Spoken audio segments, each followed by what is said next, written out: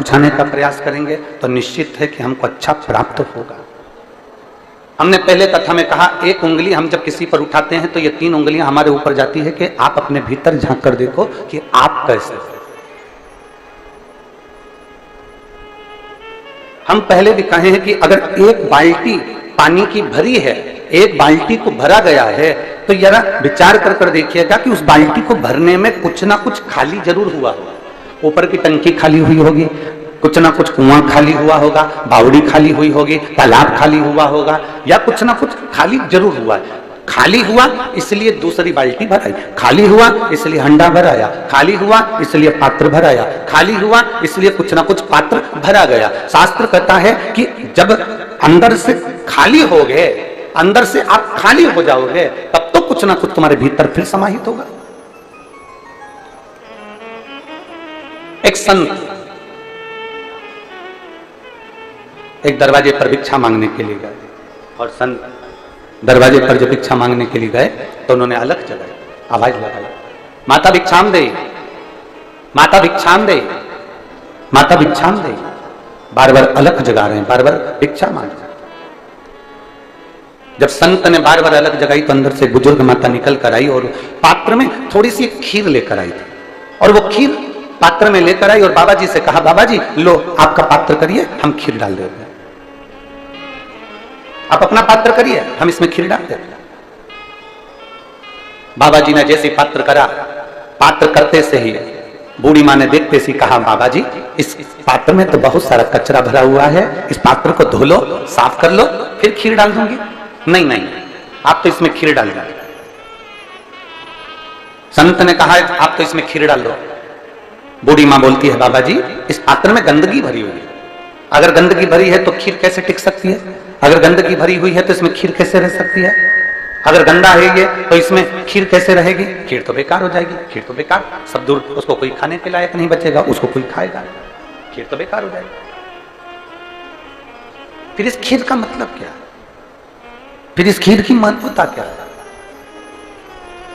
बाबा जी आप इस पात्र को साफ कर लीजिए, आप इस पात्र को धो लीजिए, मैं इस पात्र में खीर डाल दूंगा। बाबा कहते हैं नहीं नहीं नहीं, आप तो इस पात्र में खीर डाल दो।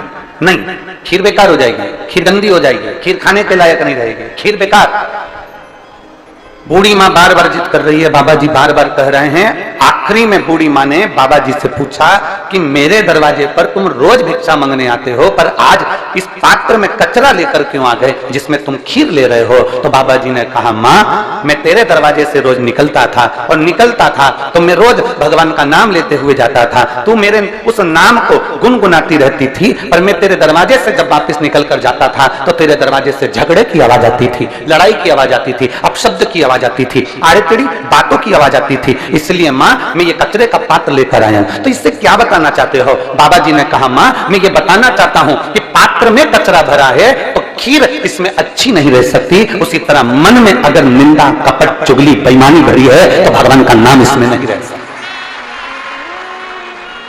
इसमें परमात्मा का नाम नहीं रह सकता, इसमें परमात्मा विराजमान नहीं रह सकता, क्योंकि इसके अंदर कचरा भरा, इसके अंदर कपट भरा, इसके अंदर बेईमानी भरी, इसके अंदर छल भरा, इसके अंदर प्रपंच भरा, तो फिर भगवान कैसे रहेगा? फिर परमात्मा कैसे रहेगा? भगवान को अगर, मेरे देवाधिदेव महादेव को आपके भीतर अगर रखना है, मेरे देवाधिदेव महादेव को आपके अंदर रखना है, तो भगवान शिव को विराजमान करने के लिए अपने मन को शीतलता का अनुभव कराइए अपने भी। और तेरी कृपा बिना न हिले एक भी अणु, लेते हैं श्वास तेरी कृपा से तनु तनु। हे गंगाधार मुक्तद्वार ओंकार तू, बोले ओंकार तू, आयो शरण तेरा शंभु तार तार तू। बखान क्या करूं मैं राखों के ढेर का, चपटी भगोत में खजाना कुबेर का। आप जितना समर्पण रखते हैं इस चित्त को जितना क्लीन रखेंगे, इस मन को जितना साफ रखेंगे, इस हृदय को जितना क्लियर रखेंगे, इस मन को जितना निर्मल रखेंगे, मेरा शिव उतना आपके करीब आता चलेगा। थोड़ा हमको निभाना पड़ेगा। देवादिदेव महादेव भी तो निभाता है अपने शिव भक्तों के लिए। आज कथा का दूसरा दिन है, बैसाख का महीना चल रहा है, चिलचिलाती हुई गर्मी, और उस गर्मी में भी मेरा महादेव आपके लिए छाया कर कर रोज प्रतिदिन 2 बजे से 5 बजे तक रख देता है।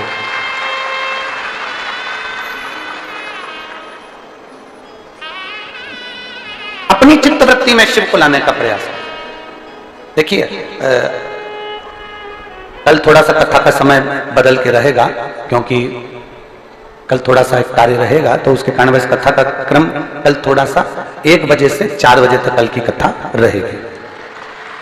कल की कथा, बाकी के समय पूरे 7 दिन कथा वही 2 बजे से, जम के बोलो जरा, 2 से 5 बजे तक रहेगी। पर कल की कथा 1 बजे से 4 बजे तक टीवी पर भी रहेगी और यहां पर भी रहेगी। तो तुम्हारी अड़ोसन और पीछे वाली धड़ोसन, इन सबको बोल देना हो कि कल का कथा का समय जो शनिवार का है 18 तारीख का, 18 मई का, वो दोपहर में 1 बजे से 4 बजे तक है।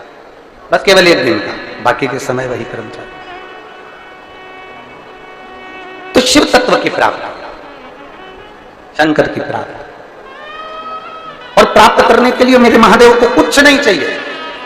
कोई आपसे कहे कि आप 5 लाख रुपए खर्च करोगे तब महादेव प्रसन्न होंगे, कोई आपसे कह दे कि आपको ये देना पड़ेगा तो महादेव प्रसन्न होंगे,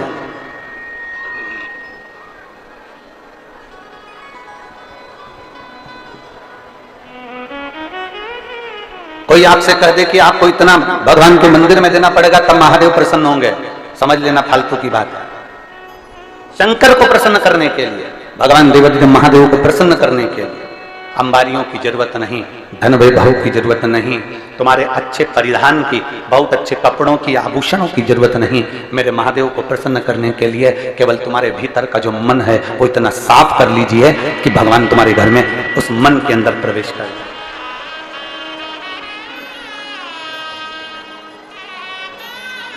शबरी अम्बा क्या करती थी? शबरी अम्बा का कार्य क्या था? मातंग ऋषि ने, मातंग बाबा ने, गुरुदेव ने शबरी को कह दिया था, बेटा तू इंतजार करना, प्रतीक्षा करना, और जब तू इंतजार करती रहेगी, प्रतीक्षा करती रहेगी, तो तुझे वचन देता हूं कि तू इंतजार करेगी, रोज बुआरी काटेगी, रोज झाड़ू लगाएगी, रोज सेज बिछाएगी, रोज रंगोली डालेगी, तो निश्चित है कि राम तेरे दरवाजे पर आएंगे जरूर। ये निश्चित है। किसी ने राम जी से पूछा, क्यों राम जी महाराज, एक बात बताइए आप जरा। राम जी ने पूछा, बोलो क्या बात है? अवध में पूछ रहे हैं लोग राम जी से, क्या वहीं से बैठे बैठे आप रावण को नहीं मार सकते थे? जहां बैठे थे वहीं से बैठे बैठे क्या आप सीता को नहीं छुड़ा सकते थे? वहीं से बैठे बैठे क्या आप माता जानकी को नहीं ला सकते थे?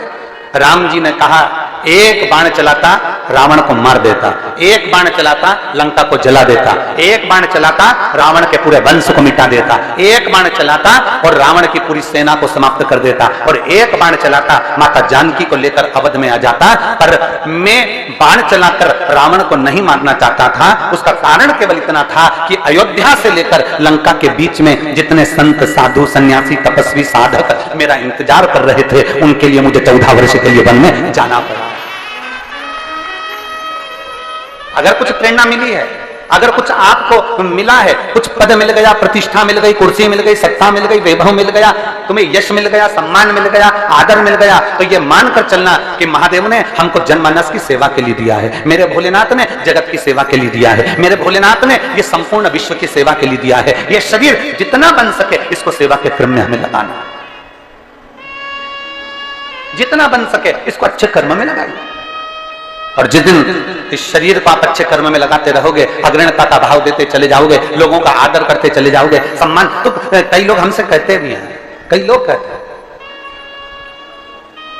कई लोग मैसेज भी कर देते हैं कि गुरुजी लोग अपशब्द हमको कहते जाएं, अपशब्द हमको बोलते जाएं, और आप कहते हो कि उनका आदर करो, उनका सम्मान करो, उनका सत्कार करो, उनको आप आदर दो, अच्छे से व्यवहार करो। और दुनिया के लोग हमको गाली दे रहे हैं और हम उनका आदर करें, दुनिया के लोग हमको अपशब्द करें, अब उनका हम आदर करें, हम उनको सम्मान दें। शिव महापुराण यही कहती है। शिव महापुराण की दो बातें अपने अंदर उतारना है, पहला आप शिव का नाम लेते रहो, और दूसरा दूसरे का सम्मान, जम के बोलो जरा, सम्मान करते रहो।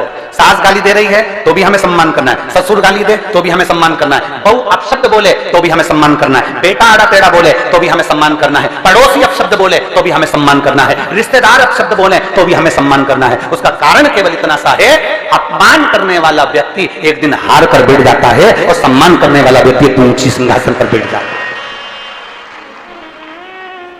बोलने दो ना, आग लगे बस्ती में, इतना धीमा बोलोगे तो हो गया कल्याण।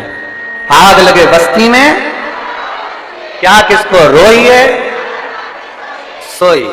कोई अपशब्द कह रहा है, बोलने दो। सास अपशब्द बोल रही है, बोलने दो। आड़ा टेढ़ा बोल रही है, बोलने दो।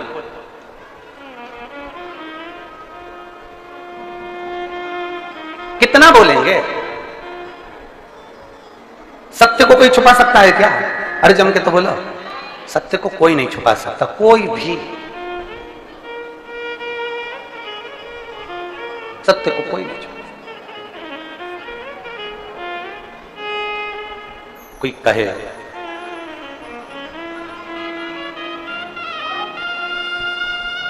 मेरे भगवान देवाधिदेव महादेव को, मेरे शिव जी को,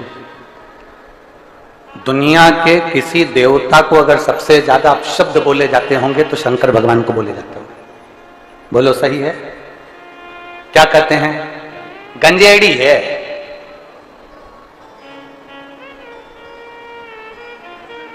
फिर कह दिया किसी ने गंजेड़ी के बाद, अब तुम भी तो बोलो बोलो बोलो, भंगेड़ी है।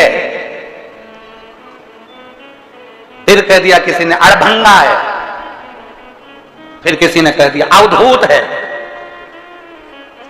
फिर किसी ने कह दिया अघोरी है। फिर किसी ने कह दिया नग्नवेशधारी है।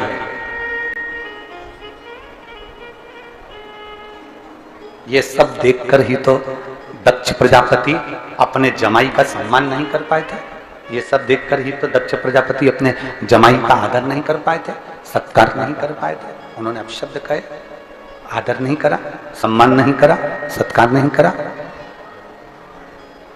और श्राप दे दिया। हे शिव, मैं तुझे श्राप देता हूं कि तू शमशान में निवास करेगा। कोई बात नहीं, कोई बात नहीं। शिव तो भी प्रसन्न। दुनिया में किसी को इतने अपशब्द नहीं कहे गए जितना देवाधिदेव महादेव को अपशब्द कहे गए।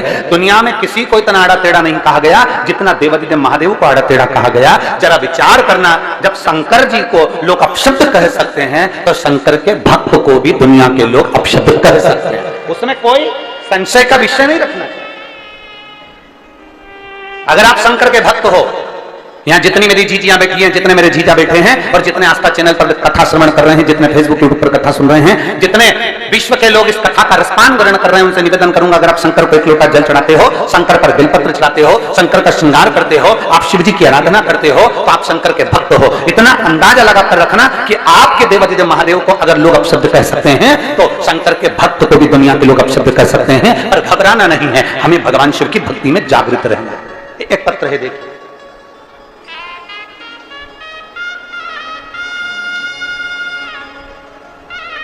मेरा नाम कुसुम लता शर्मा, संजय शर्मा, ग्राम खरोरा, जिला रायपुर, छत्तीसगढ़ की निवासी हूं। कहीं बैठी हो तो हाथ हिलाइएगा। अगर कहीं बैठी हो तो हाथ हिलाइएगा। मेरा नाम कुसुम लता शर्मा, संजय शर्मा, ग्राम खरोरा, जिला रायपुर, छत्तीसगढ़ की निवासी हूं। अगर कहीं बैठी हो तो हाथ हिला सकती हैं। कहीं पर बैठी हो तो हाथ हिला सकती हैं। अगर कहीं बैठी हो तो हाथ हिला सकती हैं। दोनों हाथ ऊपर कर हिलाइए। हाँ ठीक है, दिख गए हो, दिख गए हो। एक बार वापिस हिला दो ऐसे, ठीक है। बच्चा आया है क्या साथ में? लिया उसको, लिया लिया, ले आइए। मेरा नाम कुसुमलता शर्मा है, संजय शर्मा, ग्राम खरोरा, जिला रायपुर, छत्तीसगढ़ की निवासी हूं। मेरी शादी को 13 साल हो गए थे, पर गुरुदेव आप सत्य कहते हो, जितना स्त्री को संतान नहीं होती, जितना सुनना पड़ता है गुरुदेव, उतना किसी को नहीं सुनना पड़ता। अब जरा विचार करिएगा, जो शब्द अभी हम कह रहे थे उस पर विचार करिएगा।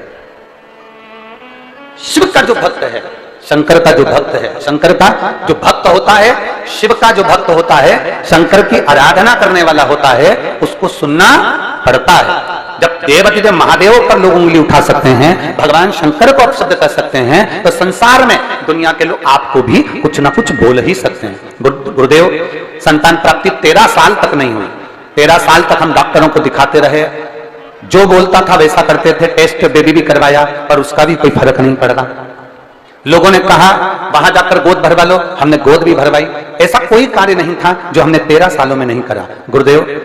तब हमने सब कार्य करने के बाद हमने फिर डॉक्टर को दिखाना भी बंद कर दिया, और सारा जो पूजन पाठ का क्रम था वो भी बंद कर दिया। तब अब करें तो करें क्या? आपकी कथा टीवी पर सुनी, और पहली बार आपने जो कथा में सफेद आंकड़े की जड़ का प्रयोग बताया, तब वो करना प्रारंभ करा। पर दुनिया के लोग ताने मारे बिगर नहीं रहते गुरुदेव। हमने जब सफेद आंकड़े की जड़ कमर में बांधी, तो भी लोगों ने कह दिया कि तुम कोई टोटका कर रहे होगे, तुम कोई टोना कर रहे होगे। पर गुरुदेव वास्तवता है, शंकर का एक एक शब्द, व्यासपीठ का एक एक शब्द दुनिया को प्रेरणा देने वाला और दुनिया का कल्याण करने वाला है। गुरुदेव हमने सफेद आंकड़े की जड़ को कमर में बांध लिया। पहली बार तो हमारा गर्भ नहीं थे। फिर कोकड़ी बालोदा बाजार में कथा चल रही थी। हम पति पत्नी दोनों उस कोकड़ी की कथा में बालोदा बाजार पहुंच गए, और वहां बैठकर हमने कथा सुनी। वहां की मिट्टी को प्रणाम करा, थोड़ी सी रज उठाकर लिया है, और बाबा से प्रार्थना करी, बाबा कुछ भी करो पर संतान होना चाहिए, दुनिया हंसती है। तब बाबा की कृपा ऐसी हुई गुरुदेव, गर्भ ठेरा, और बाबा की कृपा से 24/12/2023 को मेरे यहाँ संतान ने जन्म लिया। 13 साल के बाद मुझे बाबा ने औलाद दी। बाबा ये शिव की कृपा। लाइन अच्छी लिखी है, आप और हम सब गुनगुनाते हैं। अरे लुटा दिया भंडार काशी वाले ने, कर दिया माला माल काशी वाले ने। लुटा दिया, हाँ लुटा दिया, लुटा दिया, लुटा दिया, लुटा दिया, हाँ लुटा दिया, लुटा दिया, लुटा दिया, ओ लुटा दिया भंडार काशी वाले ने, कर दिया माला माल काशी वाले ने। ओ लुटा दिया भंडार काशी वाले ने, कर दिया माला माल काशी वाले ने। जो जैसी भावना लाया वो वैसा ही फल पाया, जो जैसी भावना लाया वैसा ही फल पाया, जो जैसी भावना लाया वो वैसा ही फल पाया। नहीं खाली उसे लौटाया, वो मन ही मन हर्षाया। नहीं खाली उसे लौटाया, वो मन ही मन हर्षाया। अरे कर दिया माला माल काशी वाले ने, लुटा दिया भंडार काशी वाले ने। ओ कर दिया माला माल काशी वाले ने, लुटा दिया भंडार काशी वाले। आप जिस भाव से भगवान शिव को भजेंगे, कोई कहे, इस पत्र में उस बहन ने लिखा कि दुनिया के लोगों ने अपशब्द कहने में पीछे नहीं है। दुनिया के लोग ताना देने में पीछे नहीं है। दुनिया के लोग आड़ा टेढ़ा कहने में पीछे नहीं है।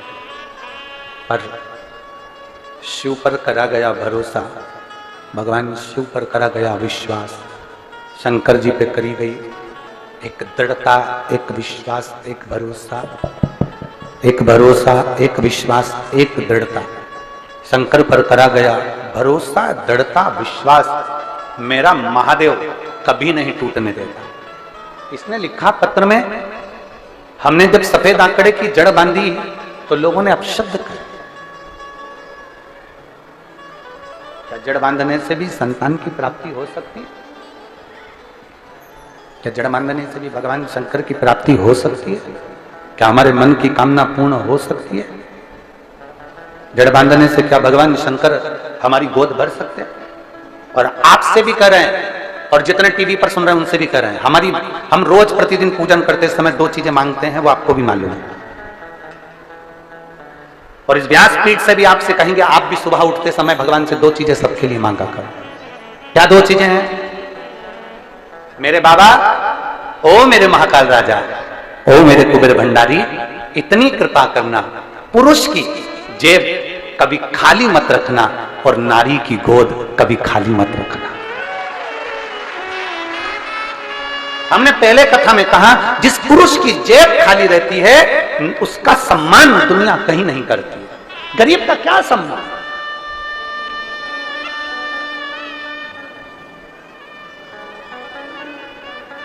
गरीब का क्या सम्मान?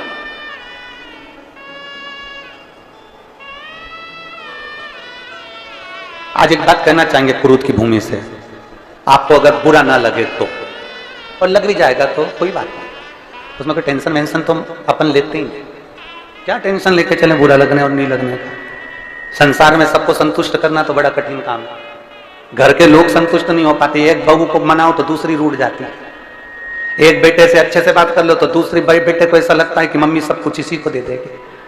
तो घर के लोग संतुष्ट नहीं हो पाते तो दुनिया के लोग क्या संतुष्ट होंगे? पर एक बात जरूर कहना चाहेंगे, सीहोर में लोग कथा लेने के लिए जब आते हैं तो वहां आकर कहते हैं, गुरुजी इतने सारे भक्त आते हैं, इनके लिए भोजन व्यवस्था हम नहीं करें तो हमने पूछा, फिर एक काम करना कि तुम्हारे जितने रिश्तेदार हैं उनको भी तुम एक को भी खाना नहीं खिलाओ। रिश्तेदारों के लिए अच्छा भोजन बने और वो पेट भरकर खाकर आगे बैठकर कथा सुने, और बाकी की ये गरीब बड़ा व्यक्ति जो कथा सुनने आए वो ऐसा ही भूखा चले जाए तो कथा करने से कोई मतलब नहीं। उस कथा का कोई सार नहीं, उस कथा का कोई मतलब नहीं। जो आए वो दिल से, हृदय से। और बहुत अच्छा लगा, कल हमारे वो हमने कथा करी है शर्मा जी के यहाँ, क्या नाम उनका, अश्वनी शर्मा जी, उनके हमने कथा करी तो कल उन्होंने हमको 2-3 वीडियो उन्होंने हमको दिखाए कि गुरुजी देखिए, बड़े प्रेम से आपका जैसा लक्ष्य होता है ना भंडारे का, कि कोई भी साधारण से व्यक्ति साधारण भी भंडारे का प्रसाद पाकर जाए, देखिए ये भंडारा कैसा चल रहा है। हमने देखकर अश्वनी जी को साधुवाद कहा, हमने कहा बहुत बढ़िया, बस भक्तों के लिए व्यवस्था ऐसी ही होना चाहिए, कोई भूखा ना, प्रेम वश आओ। आजा बेटा। और खाली ना जाता कोई दर से तुम्हारे, खाली न जाता कोई दर से तुम्हारे, मैं भी खड़ी हो नदी बाहर पसारे, अपने हृदय से लगा लो गिरी जा रही हूँ, उठा लो। बालक का नाम बता रहे हैं, शिवांश रखा है, एक बार जोरदार ताली बजाएं। बहुत बहुत साधु।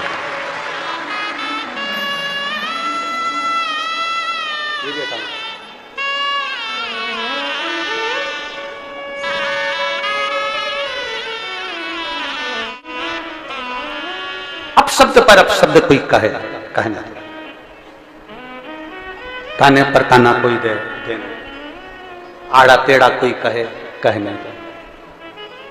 इस बहन ने लिखा कि लोग कहते हैं कि सफेद आंकड़े की जड़ बांधने से क्या संतान हो जाती है, तो उस बहन ने आखिरी की नीचे की लाइन में लिखा कि मेरे घर में आकर देखो, 13 साल के बाद बाबा ने संतान का सुख दिया, 13 वर्ष के बाद। अपनी विश्वास को, अपनी दृढ़ता को, अपने भरोसे को बढ़ाने का प्रयास।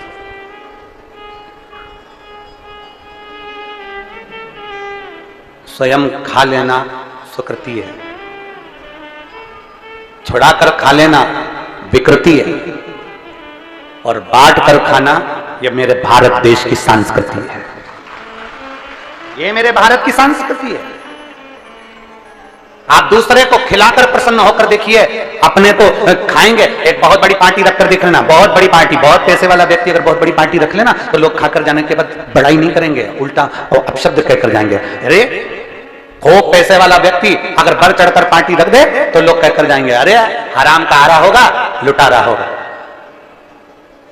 खूब पैसे वाला व्यक्ति अगर पार्टी ना रखे तो लोग कह देंगे बताओ क्या छाती पे बांध कर ले जाएगा, इतना होने के बाद भी खर्च ना कर। ये दुनिया के लोगों की सोच है, ये दुनिया के लोगों का विचार है, ये दृष्टि है, वो अपशब्द कहते रहेंगे। और शिव महापुराण की कथा कहती है उन अपशब्दों पर हमें नहीं चलना, हमें जितना देना है। अगर सास अपशब्द कह रही है ना उसको कहने दो, बहू को अपशब्द मिल रहे हैं ना मिलने दो, तुम्हें पलट कर जवाब नहीं देना। पड़ोसी ने अपशब्द कहे ना उसको कहने दो। मेरी शबरी अम्बा रोज प्रतिदिन बुआरी लगाती थी, रोज प्रतिदिन झाड़ू लगाती थी और रंगोली डालती थी, रंगोली डालती थी प्रतिदिन। अच्छा एक बात आपसे पूछें, रंगोली फूल की रंगोली हो आप जमीन पे डालते हो कि कीचड़ पे डालते हो? जम के बोलो, जम के। जमीन पे। कीचड़ पे क्यों नहीं डालते? कीचड़ पे डाल दोगे तो कीचड़ तो अच्छा दिखेगा ना, कम से कम उस पे डालकर अच्छे से फूल मूल से सजा दो कीचड़ को, तो कीचड़ दिखेगा तो नहीं। डालते हो? बोलो तो डालते हो? नहीं। इधर वाली जीती हो, जम के बोलो डालती हो? नहीं। क्यों नहीं डालती? क्योंकि कीचड़ पर कितनी भी रंगोली डाल लो, कीचड़ पर कितने भी फूल बिखेर दो, कीचड़ पर कितनी भी सुंदर रंगोली डाल लो, कीचड़ में पांव रखते से ही पांव खराब हो जाएगा, हाथ रखते से ही हाथ खराब हो जाएगा। उसी तरह कई दुनिया के लोग चाहे कितनी भी रंगोली डाल ले, कितनी भी अपने को कितना भी वो कह दे हम शंकर के भक्त हैं, कोई कह दे बड़ी बड़ी माला पहनकर कि हमने रुद्राक्ष की माला पहन रखी है, हम शिव के भक्त हैं, हमने तुलसी की माला पहन रखी है, हम नारायण के भक्त हैं, हमने त्रिपुंड लगाकर रखा है, हम इसके भक्त हैं। पर याद रखना ऊपर की रंगोली से काम नहीं चलता, भीतर कितना कीचड़ भरा है ये तो कभी कभी मालूम पड़ ही जाता है। भीतर कितना कीचड़, भीतर के कीचड़ को प्रकट हो जाता है, अपने आप वो कीचड़ सामने आ जाता है, प्रकट हो जाता है, सम्मुख आ जाता है।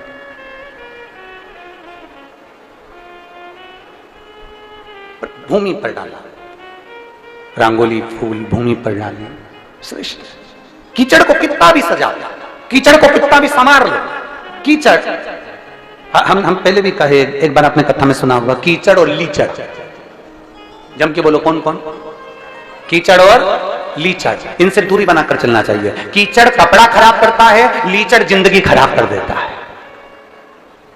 लीचड़ कौन समझते हो? लीचड़ का मतलब आलसी, कर लेंगे, अभी बहुत टाइम है, समय आएगा सब अच्छा हो जाएगा, अच्छा समय का इंतजार करो। और मालूम पड़े अच्छे समय का इंतजार करते करते निपट गया, अब ऊपर काम करेगा, थोड़ा समय अच्छा आन दो। लीचड़ व्यक्ति, आलसी व्यक्ति ऐसा होता है, वो खुद भी नहीं करता और दूसरे को भी नहीं करने देता। एक पड़ोसन उठ के जा रही थी पानी लेने के लिए, दूसरी बोली क्या करेगी, बैठ जा, अभी थोड़ी देर में कोई आएगा अपने को दे जाएगा, क्योंकि लीचड़ थी ना, खुद भी नहीं उठी, दूसरे को भी नहीं उठने दिया। एक बेचारी सोच रही थी जैसे ही भजन आएगा मैं नाचूंगी, इतने में दूसरी,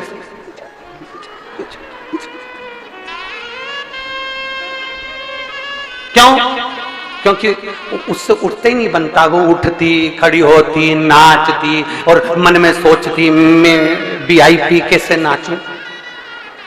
अब भगवान थोड़ी ना देखेगा कि तू कितनी वीआईपी है। डिग्रियां, डॉक्टर की डिग्री यहाँ चलती है, इंजीनियर की डिग्री यहाँ चलती है, कलेक्टर, एसपी, डीएसपी, कमिश्नर, मंत्री, संतरी, कलंतरी, सबकी डिग्रियां यहाँ चलती है। वहां पर तो केवल एक डिग्री चलती है, भगवान के भजन की डिग्री, उसके सिवा कोई डिग्री नहीं चलती। तुम्हारे अच्छे कर्म की डिग्री, तुम्हारे समर्पण की डिग्री, तुम्हारे स्मरण की डिग्री, तुम्हारा समर्पण कैसा है, तुम किस भाव से भगवान को भज रहे हो, वहां केवल एक डिग्री चलती है। तुमने प्यासे को पानी पिलाया, वो डिग्री वहां देखी जाएगी। किसी भूखे को भोजन कराया, वो डिग्री वहां देखी जाएगी। किसी एजुकेशन के व्यक्ति को, कोई छोटा बच्चा है, उसको पढ़ने का शौक है और उसके पास विद्या के लिए धन नहीं, उसको पढ़ा दिया, उसकी डिग्री वहां देखी जाएगी। किसी को दवाई की जरूरत है, उसको रोग मुक्त करा दिया, वो डिग्री वहां देखी जाएगी। यहाँ कलेक्टर, एसपी, डीएसपी और अन्य डिग्रियां यहाँ पर देखी जाती है, इंजीनियर और डॉक्टर की डिग्री यहाँ देखी जाती है, पर वहां तुम्हारे समर्पण की डिग्री देखी जाती है कि तुमने भगवत भजन कितना करा, दुनिया के प्रति कितने समर्पित रहे, दुनिया के लिए तुमने क्या किया, दुनिया को भूखे को भोजन कराया, प्यासे को पानी पिलाया, किसी को शिक्षा की जरूरत थी शिक्षा दिया, किसी को रोग मुक्ति के लिए औषधि की जरूरत थी औषधि दी, किसी को भवन की जरूरत थी उसको रुकने के लिए कोई भवन दिया।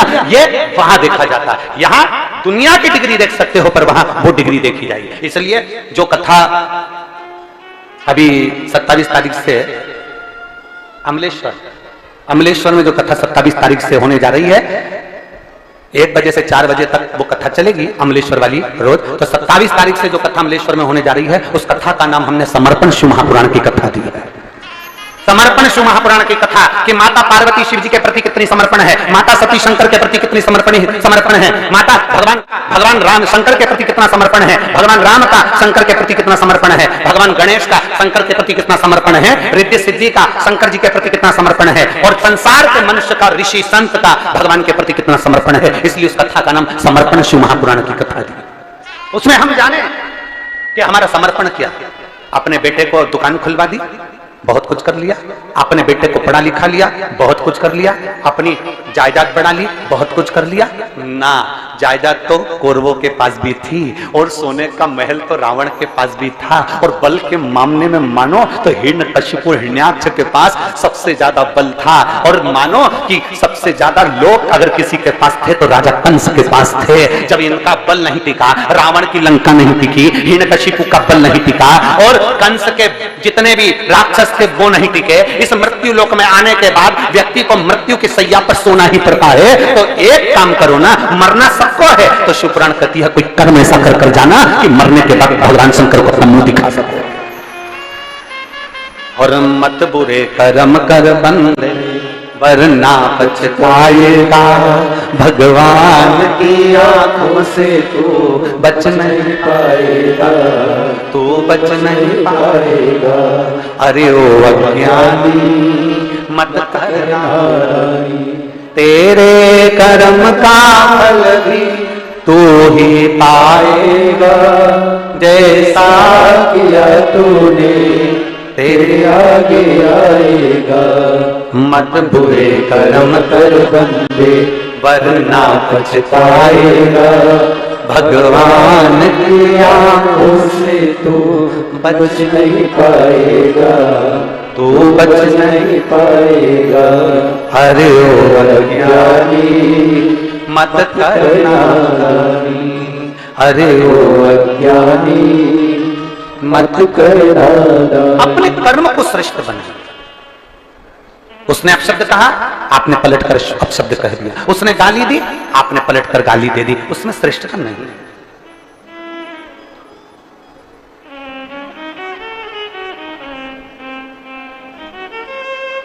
ये श्रेष्ठता नहीं।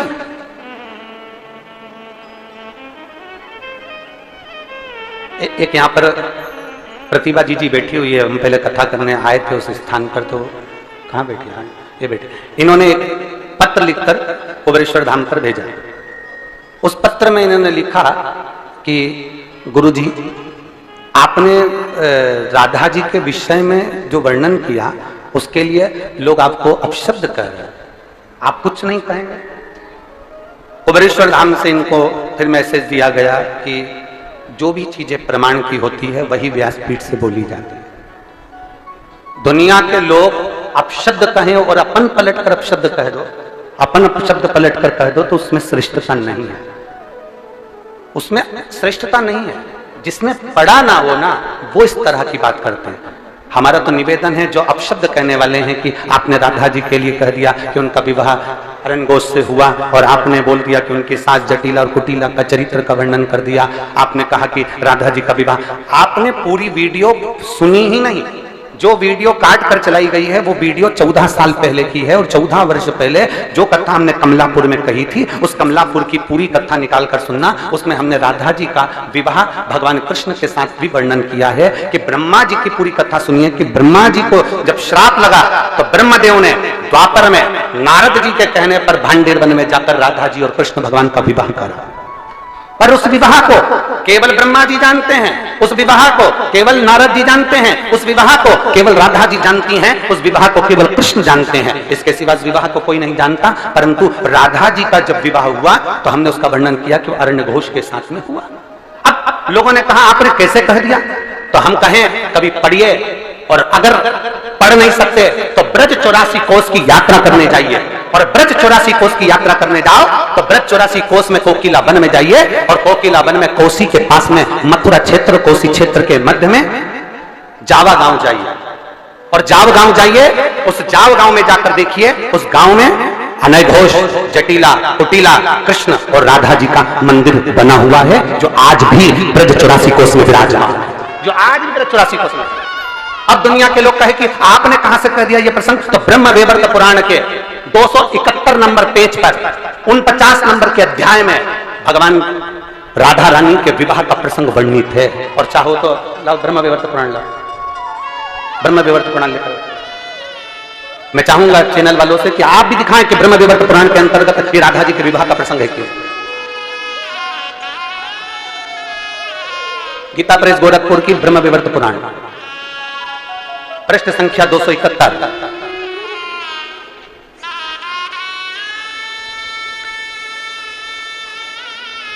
पृष्ठ संख्या 271, अध्याय नंबर 49, जिसके अंतर्गत भगवान देवाधिदेव महादेव, आप जहां हमारी उंगली चल रही है वहां पर दिखाएं, श्री महादेव जी माता पार्वती को कहते हैं पार्वती जी। ये पूरा प्रसंग आप पढ़िएगा और पढ़ने के बाद फिर नीचे आइएगा। 12 वर्ष जब राधा जी 12 वर्ष की हो गई, उन्हें नूतन यौवन में प्रवेश करती देखकर माता पिता ने रायण वैश्य के साथ उनका संबंध निश्चित कर दिया। उस समय पर श्री राधा घर में अपनी छाया को स्थापित कर चली गई। अब ईमानदारी से कहिएगा, लंका में सीता जी की छाया गई थी तो तुलसीदास जी ने उनको छाया सीता कहा था। क्या क्या कहा था? सीता, जानकी जी। सीता जी को लेकर हरण कर रावण गया तो छाया सीता कहकर नहीं लेकर गया, माता जानकी को लेकर गया। तो यहां पर भी प्रसंग आता है राधा जी का।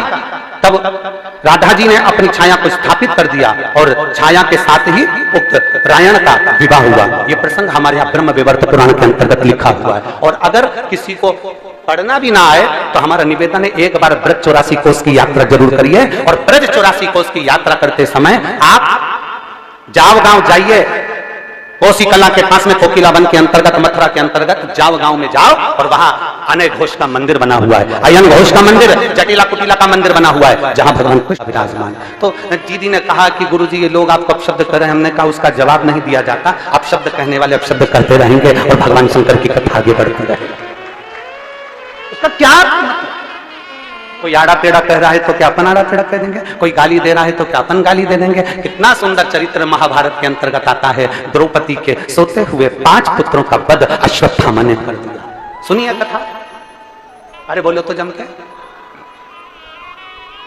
अश्वत्थामा ने द्रौपदी के सोते हुए 5 पुत्रों का वध कर दिया। भीम अर्जुन अश्वत्थामा को पकड़कर द्रौपदी के सामने खड़ा कर दिया, तलवार दे दी हाथ में, ले द्रौपदी काट दे शीश अश्वत्थामा।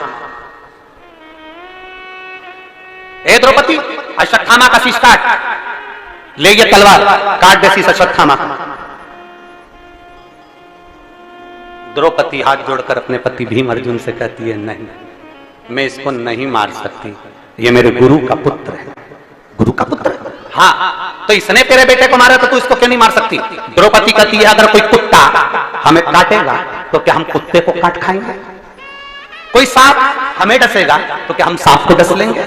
कोई बिच्छू हमें काटेगा तो क्या हम बिच्छू को काट खाएंगे?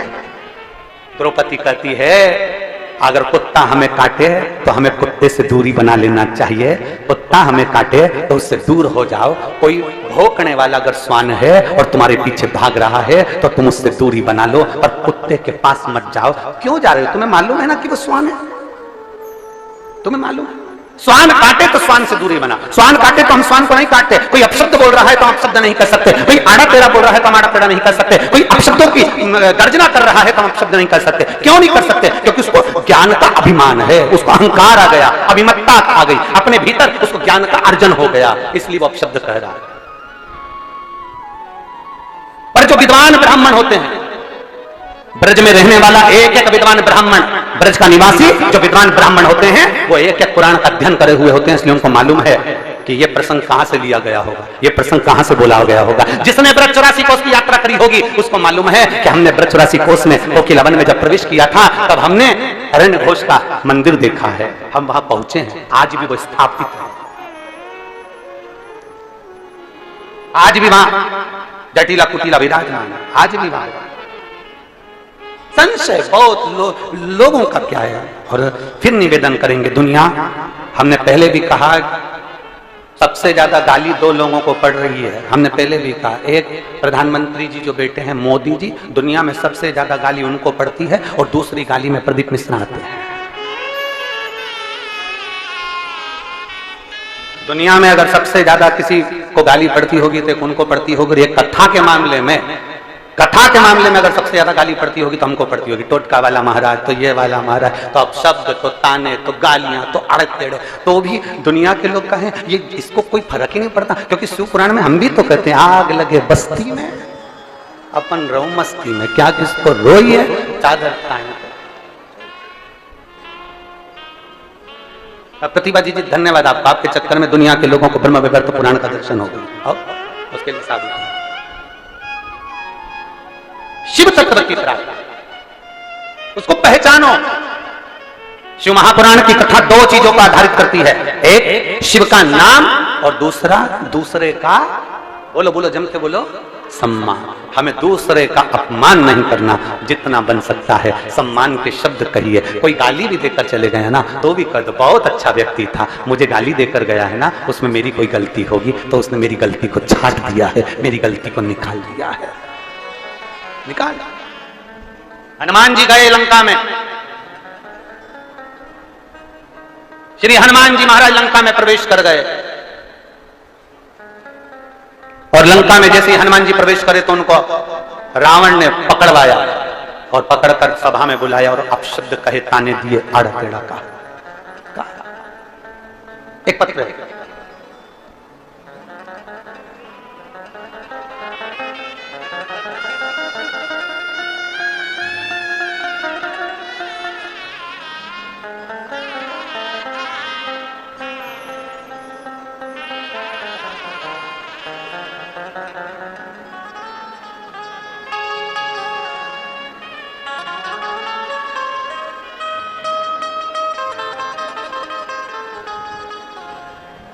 मैं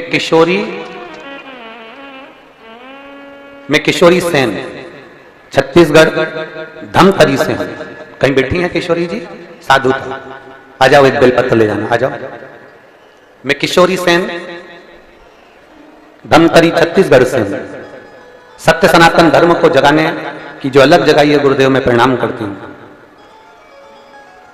गुरुदेव हमें बचपन से ही ईसाई धर्म की दीक्षा दी गई थी। हम बचपन में ईसाई धर्म से जुड़े रहे, हमें ईसाई धर्म की दीक्षा दी गई। शादी के बाद भी कभी हमने पूजन पाठ नहीं करी, ईसाई धर्म के अंतर्गत ही हम रहे। गुरुदेव पहली बार रायपुर गई और वहां सामान खरीदने के उद्देश्य से गई थी, और भीड़ को देखकर हमें भी कथा में बैठ गई। और भीड़ को देखकर जब कथा में बैठी तो कथा सुनने का जब भाव प्रकट हुआ तो सब लोग आपसे प्रार्थना कर रहे थे, श्री शिवाय नमस्तुभ्यम बोलकर बाबा से विनती कर रहे थे। तो मैंने भी सोचा क्या ऐसा होता है, और इस सनातन धर्म के लिए मैं वहां बैठकर भगवान से प्रार्थना कर कर आई कि अगर तूने मुझे प्लाट दिला दिया तो मैं मान जाऊंगी सनातन धर्म में भी भगवान है।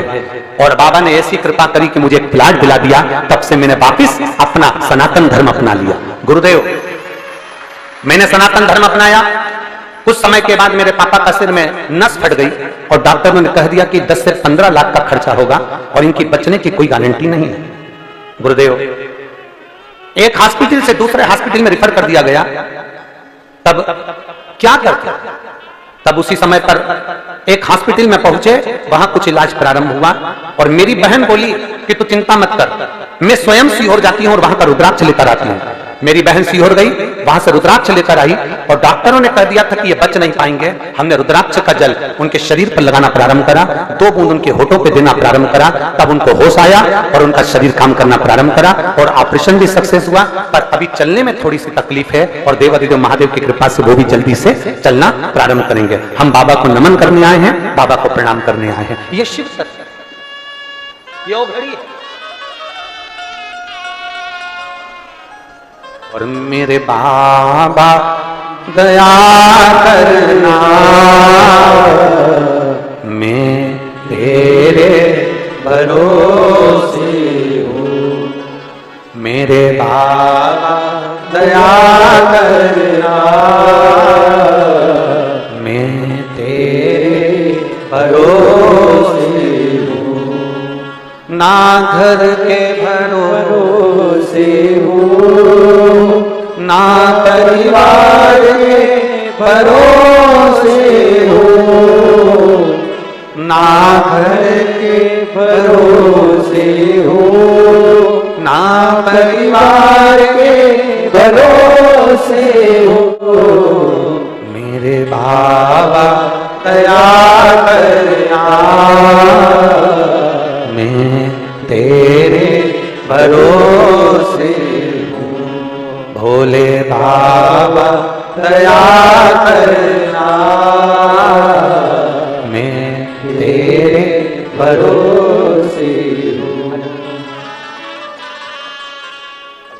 एक बार जोरदार ताली बजाएं इस बेटी के लिए।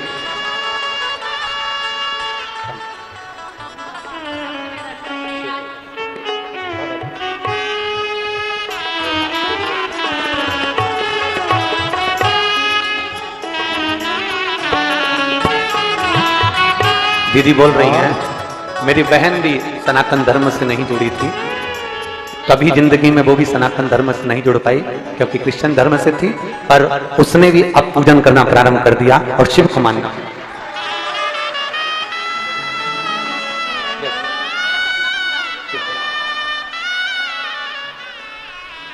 ऐसी बेटियों के लिए धन्यवाद है। कुरुद वालों को तो जोरदार ताली बजाना चाहिए सनातन धर्म की इन बेटियों के लिए। साधु था, साधु था, बहुत बहुत साधु। एक कथा का पंडाल रायपुर का, जहां बैठकर कथा सुनी, मन में आया, बाबा से कह दिया, बाबा ने स्वीकार कर लिया, जान गई कि सनातन धर्म है क्या।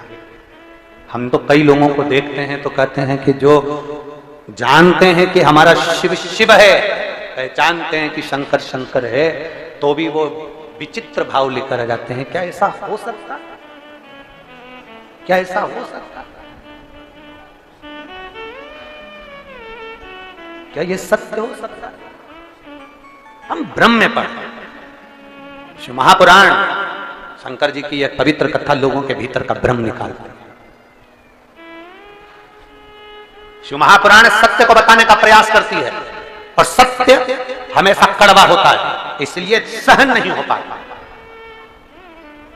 सत्य थोड़ा कड़वा होता है, सहन नहीं हो पाता, लोग उसका विरोध करना प्रारंभ कर देते। ऐसा हो ही नहीं सकता, यह हो ही नहीं सकता। और विरोध कौन करता है? जो अज्ञानी है, जिसकी समझ में नहीं है, जिसने शास्त्र को पढ़ा ही नहीं है, जो अध्ययन ही नहीं करा, अपने आप को श्रेष्ठ मान लिया, वो विरोध करेगा। और जो पढ़ा है सोचेगा कि महाराज ने ये बात बोली है और आज आप लोगों को कह दें, पर पीछे नहीं हटूंगा, फिर कहूंगा। जितने जितने एक बेलपत्री का भी उपाय अगर बताऊंगा, एक अगर दुर्वा का भी उपयोग बताएंगे, सफेद आंकड़े की जड़ का भी प्रयोग बताएंगे, या एक लोटा जल का भी प्रयोग बताएंगे, काली मिर्च का प्रयोग भी बताएंगे, कमल गट्टे का भी अगर प्रयोग बताएंगे, सफेद पुष्प का भी अगर प्रयोग बताएंगे, तो जो हमारे शास्त्रों में लिखा होगा वो इस व्यासपीठ से बताया जाएगा, उसके अलावा कुछ नहीं चला। किसी ना किसी पुराण से, किसी ना किसी शास्त्र से उसको लिया गया होगा, किसी ना किसी स्थान पर उसको पढ़ा गया होगा और पढ़ने के बाद उसका अध्ययन कर कर वहां बताया। क्योंकि करोड़ों लोग, करोड़ों शिव भक्त इस महापुराण की कथा को सुनते हैं, चाहे वो टीवी के सामने बैठकर सुने, मोबाइल पर सुने, चाहे वो यूट्यूब पर सुने, फेसबुक पर सुने, चाहे पंडाल में सुने। लाखों की संख्या में आप लोग आए हैं, पंडाल में बैठने की जगह नहीं है, लोग बाहर अपने अपने साथ में बिछाने की दरी लेकर आए हैं जिस पर बैठे हुए हैं। पीछे पंडालों में जगह नहीं है, पंडाल पूरे भरे पड़े हुए हैं, लोग पेड़ों के नीचे, गाड़ियों के नीचे बैठे हुए हैं, जगह नहीं।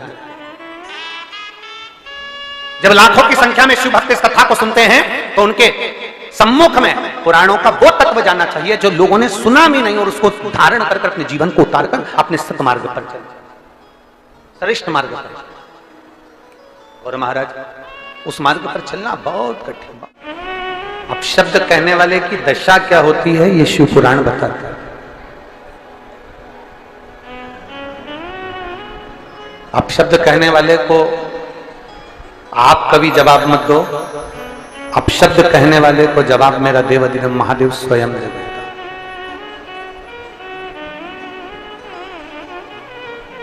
शिव की कथा तो कहती है कि जितने प्रसन्न संसार सागर में आप रह सकते हो उतने प्रसन्न रहिए, उतने प्रसन्न।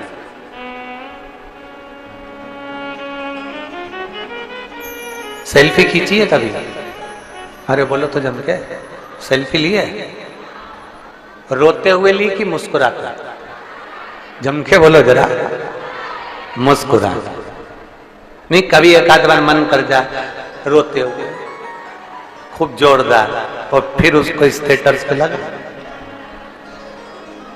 और थोड़ी सी वीडियो भी बना लेना, अरे भाई, और रोते रोते, और फिर वो वीडियो बना के सेल्फी लेके स्टेटस पे लगा।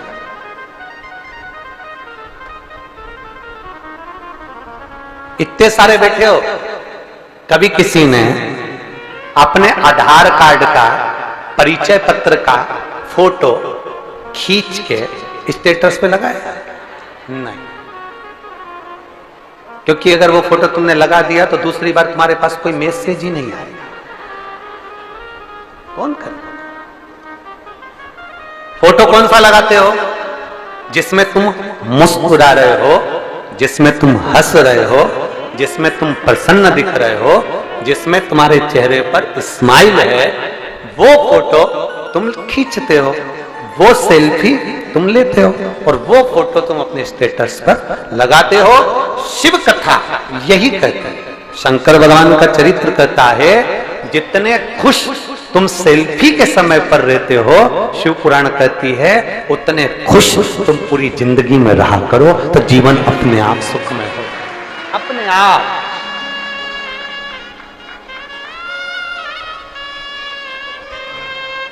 कोई अंतर नजर नहीं आएगा आपको। जितने खुश रह सकते हो, जितने प्रसन्न रह सकते हो, जितने आनंद में रह सकते हो, उतने आनंद में रहो, उतने प्रसन्न रहो। और एक बात अपने अंदर याद करके रखना, ध्यान करके रखना, दुख भी है ना तो भी दुखी मत, खुश रहो। कर्जे में हो गए ना, एक महिला ने लिखा है,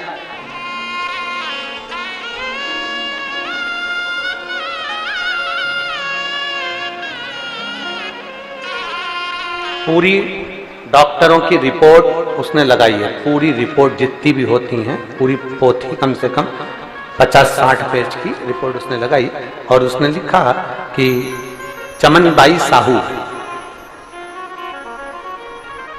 मोतीनपुर, कुंडेर,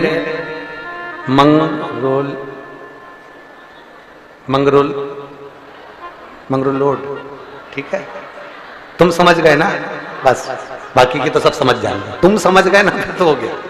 और तहसील कुरुद, जिला धमतरी, छत्तीसगढ़, कहीं बैठी हो तो हाथ हिला सकती है। उन्होंने पत्र में लिखा, 2012 में मेरे पति का निधन हो गया, तब से मेरी तबीयत खराब रहती, ऐसा कोई डॉक्टर नहीं जिसका इलाज ना करवाया, बच्चेदानी में गांठ हो गई, उसका भी ऑपरेशन करा लिया, सब कुछ करवाया पर आराम नहीं। रायपुर में ऑपरेशन पथरी का भी करवा लिया तो भी शरीर ठीक नहीं हुआ, तबीयत बिगड़ती चली। तब गुरुजी, मेरी 2 बेटी हैं और दोनों ससुराल चली गईं, और बेटी के कहने पर मैंने शिव जी को 1 लोटा जल चढ़ाना प्रारंभ करा। 2012 से स्वास्थ्य खराब था, जो कभी ठीक नहीं हो रहा था, और मेरी बेटियों के कहने पर मैंने जब जल चढ़ाकर पीना प्रारंभ करा, आज बाबा की कृपा ऐसी हुई कि मैं ठीक हो गई। नहीं तो इन्होंने एक लाइन लिखी है, मैंने बीच में अपने प्राणों को त्यागने का मन में विचार कर लिया था कि मैं मर जाऊं तो अच्छा। शिव महापुराण की कथा कहती है, भगवान शंकर का चरित्र कहता है, शिव तत्व कहता है। पत्र लिखा है किसने? आई है क्या वो? नहीं आई, आप ही ने पत्र लिखा वो, इन्हीं का। आ जाइए, बेल पत्र ले जाना, आ जाए।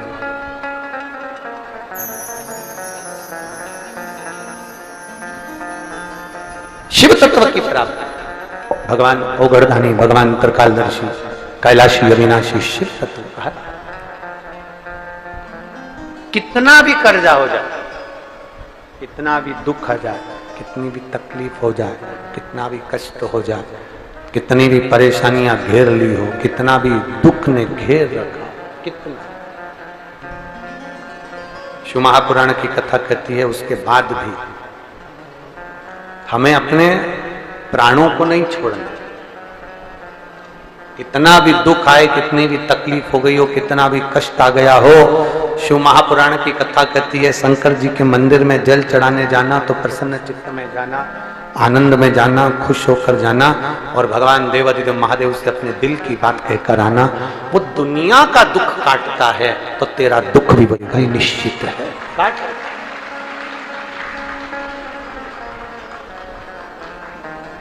कोई जल्दी बनता है, आता है आप लोगों को? बोलो जरा साथ में बोलो। कोई जल्दी बनता है, कोई लेट बनता है, शिव को जल चढ़ाने वाला एक दिन से जरूर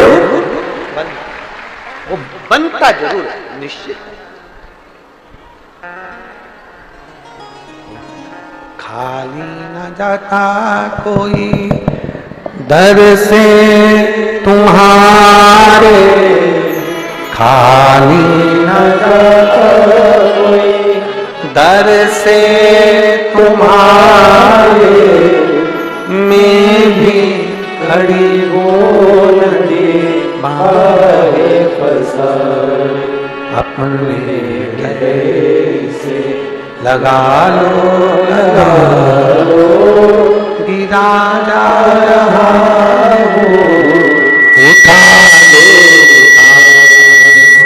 ढोले अपने घर से, अब तो ना टालो गिरी जा रही हो, उठा लो।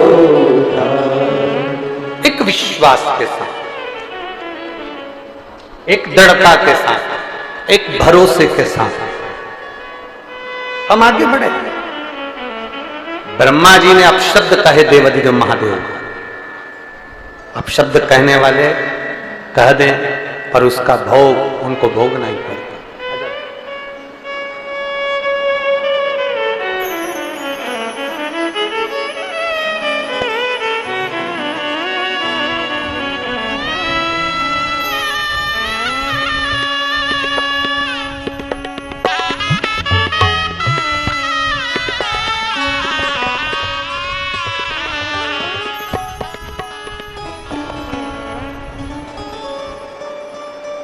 कहे कहने वाला कहता है, आपका विश्वास दृढ़ होना चाहिए। आपका विश्वास एक पत्र है,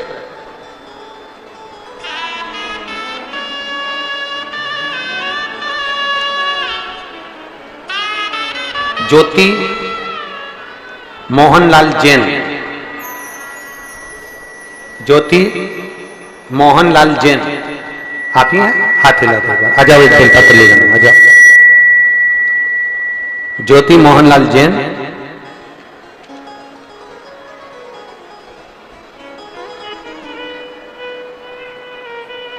प्रदीप भैया आपको प्रणाम, मेरी जीजी आपको नमन। भैया एक लोटे जल का मैं क्या वर्णन करूं। मेरा बेटा आया है क्या आपका? जीजी आया है? बाबू आया है साथ में? नहीं आया, ठीक है, आप आ जाओ। मेरा बेटा नक्श जैन, मेरा बेटा नक्श जैन, जो कि एक ऐसी बीमारी हो गई थी कि डॉक्टर भी हैरान हो गया था। उसे दिन में 20 से 25 बार मिर्गी के दौरे आते थे। गुरुदेव 20 से 25 बार मिर्गी के दौरे आते। मेरा बेटा नेक्स्ट जैन, जिसको 20 से 25 बार मिर्गी के दौरे आना चालू हुए, झटके आते थे, डॉक्टरों को दिखाया, फिर भी वह ठीक नहीं हुआ। कई साल निकलते गए, समय निकलता गया। एक दिन मैं बहुत रो रही थी और मुझे समझ में नहीं आ रहा था कि मैं करूं तो क्या करूं। मैं बाबा का भजन करूं, तभी मोबाइल पर आपकी कथा सुनी और बाबा के एक लोटे जल का चढ़ाना शुरू किया। गुरुदेव, उससे पहले मैं बाबा को जल नहीं चढ़ाती थी। मैंने एक लोटा जल चढ़ाना प्रारंभ करा और मेरा बेटा को वो जल लाकर मैं पिलाना प्रारंभ करी। जिस डॉक्टरों के इलाज चल रहे थे, डॉक्टरों की दवाई भी काम नहीं करी। एक दिन में 20 से 25 बार मिर्गी के दौरे आते थे, झटके आते थे, पर बाबा ने ऐसी कृपा करी कि मैं शिव जी का जल लाती, बेलपत्र लाती, बेटे को देती, और 15 दिन मैंने लगातार बेटे को जल चढ़ाया हुआ दिया। और बाबा का मैं क्या गुणगान करूं गुरुदेव, आज की तारीख में मेरे बेटे को झटके नहीं आते और मिर्गी के दौरे नहीं आते। मैं बाबा को नमन करती हूं। मैं जगदलपुर जिला बस्तर से आई हूं। मेरा नाम ज्योति मोहन लाल जैन है। बाबा का मैं क्या गुणगान करूं, आज मेरा बेटा पूर्ण तरह से ठीक है। ये शिव तत्व योग घड़ी शंभु।